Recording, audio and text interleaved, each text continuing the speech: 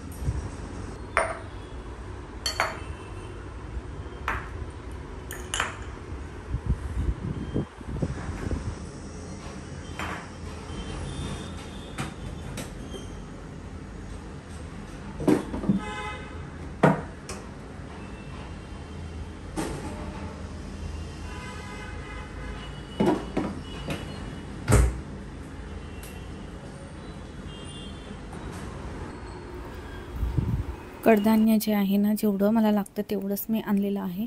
बाकी तुरीची डाळ, तांदूळ वगैरे गावावरूनच आणलेलं, तर तेच आहे. त्यामुळे मी ते नाही मागवलं. आणि ह्याच्या आधीसुद्धा मी एकदा असं सगळं सामान ठेवत होती, तेव्हा बऱ्याच ताईंनी कमेंट्स केलं की तुम्ही साबण आहे ना असं जारमध्ये काढून का ठेवता. तर मी व्हिडिओमध्ये सांगितलंसुद्धा होतं, पण तरी परत एकदा जेव्हा एखाद्या वेळेस अंघोळ करताना साबण संपला असेल ना, तर आपण त्या बॉक्समधून काढतो आणि मग तो कचरा आहे ना टाकायला परत आपल्याला डस्टबिनच्या इथे जावं लागतं. आणि त्यामुळे, आणि दुसरं कारण म्हणजे जारमध्ये काढून ठेवलं ना तर दिसायलासुद्धा छान दिसतं, ऑर्गनाईज वाटतं आणि पटकन काढूनसुद्धा घेता येतं आपल्याला वापरायला. दोन्ही बाथरूममध्ये मी तसंच जारमध्ये काढून ठेवते आणि जसं लागेल तसं मग त्याच्यात काढून ठेवत जाते. तर आता ह्याच्यामध्ये 3 जे आहे ते साबण बसलेत. मोठ्या साईजचे असल्यामुळे, छोटे असेल तर 5-6 तरी बसतात ह्याच्यात. तर हे एक माझी आयडिया, मी असंच ऑर्गनाईज राहावं म्हणून केलं होतं.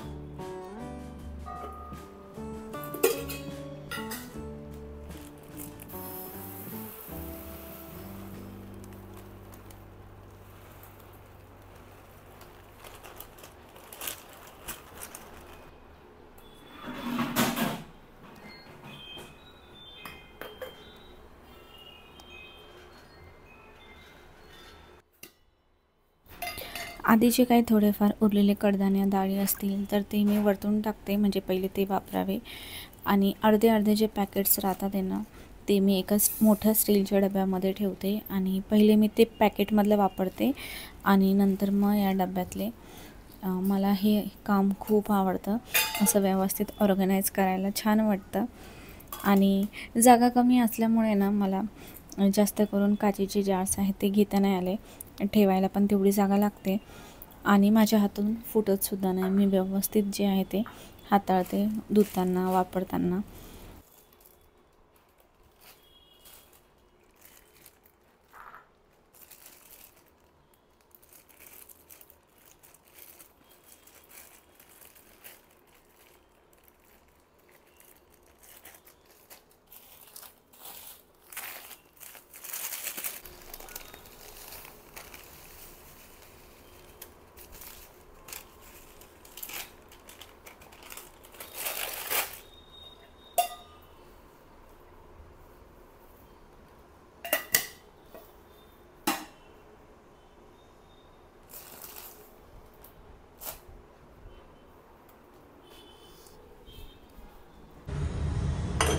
हे अशा पद्धतीने इथे मी ठेवते दोन्ही बाथरूममध्ये.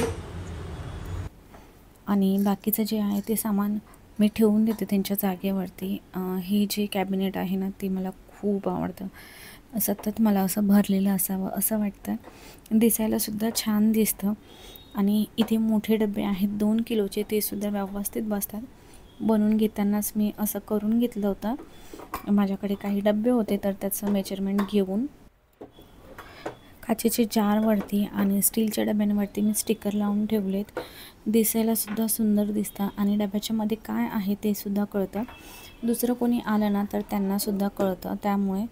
आणि हे 2-1 वर्ष झाले तर वाटतं हे स्टिकर मी लावलेत. डबे मी धुते तेव्हा तरीसुद्धा ते स्टिकर अजून खराब झालेले नाही. मी ॲमेझॉनवरून मागवलेलं, तुम्हाला त्याची लिंक देते घ्यायचं असेल तर.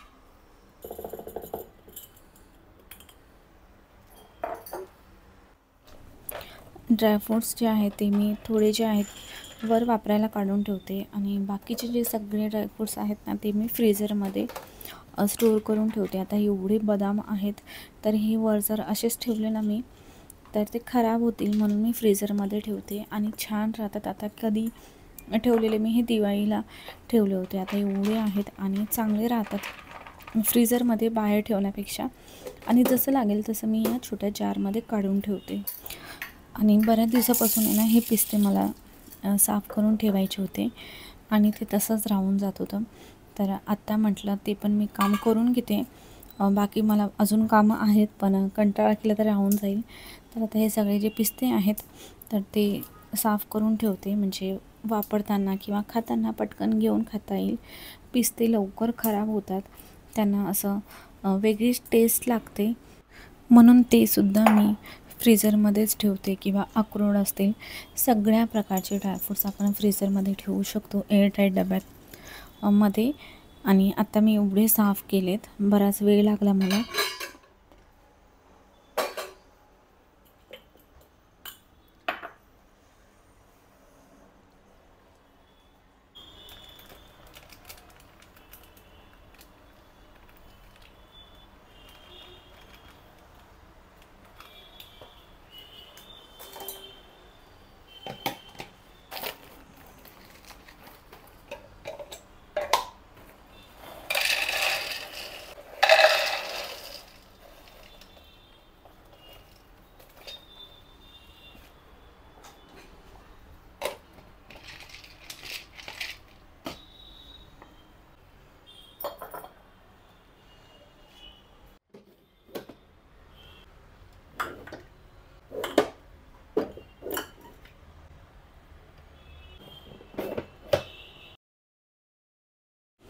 हे एक छोटंसं कॅबिनेट आहे, जिथे मी एअरटाईट प्लॅस्टिकचे डबे ठेवलेत, जिथे आमचा खाऊ असतो.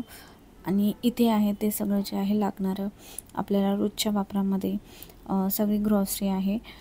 जे महत्त्वाचे आहे तेच मी इथे ठेवलेत आणि बाकीचे जे आहेत ते मी मोठ्या डब्यामध्ये ठेवते. तर हे झालं. यानंतर मला खोबऱ्याचं जे कूट आहे ते बनवायचं होतं, भाजून शेंगदाण्याचं कूट बनवायचं होतं, कारवड्याचं, परत धनिया पावडर बनवायचं होतं. तर अशी बरीच कामं आहेत, तर ते सुद्धा मी करून घेते. सुका खोबरा जो आहे त्याचं मी वाटण करून ठेवते, कधीतरी नॉनव्हेज वगैरे बनवतो आपण तेव्हा लागतं. बाकी सुका खोबरा मी भाज्यांमध्ये जास्त टाकत नाही, कधीतरी भरलेली वांगी, कारलं वगैरे असेल तर तेव्हाच. शेंगदाण्याचं कूट मात्र मला रोज लागतं, सगळ्या भाज्यांमध्ये आपण टाकतो त्यासाठी. आणि कारळ्याची चटणी आहे तीसुद्धा भाजींमध्ये टाकायला लागते. धने पावडर मी घरीच भाजून बनवते, रेडीमेडसुद्धा मी पॅकेट आणलं होतं, पण ते नुसते असेच धन्याची पावडर बनवलेली असते. आपण घरी कसं भाजून बनवतो त्याची टेस्ट वेगळी लागते. तर ते बरीच कामं आहेत, जेवढं मला आज जमेल तेवढं करून घेते. आणि रोजच्या घाईमध्ये ना हे शेंगदाण्याचं कूट जे आहे ते सारखं आपल्याला बनवणं सोपं जात नाही, त्यामुळे मी असं बनवूनच ठेवते, खूप जास्तसुद्धा बनवत नाही. आता पावसाळा आहे त्यामुळे ना हे लवकर खराब व्हायची शक्यता असते आणि मी फ्रीजमध्येच ठेवते. ज्या वस्तू खराब होतील, बुरशी लागेल तशा गोष्टी मी फ्रीजमध्येच ठेवते. आणि जागासुद्धा आहे फ्रीजमध्ये भरपूर, त्यामुळे. तर धने मी साफ करून घेतलेले आहेत, त्यात काहीच कचरा वगैरे नाही आहे. ह्याच्या आधी माझ्याकडे धने होते ते मी गावावरून आणले होते, तर ते सगळे संपले माझ्याकडे आणि आत्ता मी स्टोअरवरून आणलेले आहेत. आधीची जी पावडर आहे ती एवढीच आहे, तर ती रोजच्या वापरायच्या डब्यामध्ये मी काढून ठेवते. आणि आत्ता हे जार जे आहे ते मी फक्त टिश्यूने पुसून घेते, कारण मी परत त्याला धुतलं ना तर त्याच्यात थोडंफार तरी पाण्याचा अंश असतो, त्यामुळे पुसून घेते मी. आणि हे चांगलंच आहे, मी खूप जास्तसुद्धा बनवून ठेवत नाही. 3-4 महिन्यासाठी 1 ते 1.5 महिना जाईल एवढंच मी बनवून ठेवते. जेव्हा कोणी मदतीला नसतं ना तर आपल्यालाच आपलं काम करावं लागतं. मला एक खूप सुंदर ताईने कमेंट केली होती की तुम्ही डिटेल व्हिडिओ करा, कसं करता तुम्ही सगळं मॅनेज वगैरे, कारण आता मी सगळं एकटीच करते. कोणी मदतीला असलं ना, आई किंवा मम्मी वगैरे, तर मग ही कामं असतात ती करून टाकतात. हे सगळं आता मी थंड होईपर्यंत तसंच ठेवते. थंड झाल्यानंतरच वाटलं आहे मी, पण तरी अजून मी थंड होऊ देते. नंतर मग त्यांना जागेवर ठेवते, तोपर्यंत मी माझ्यासाठी कॉफी बनवते.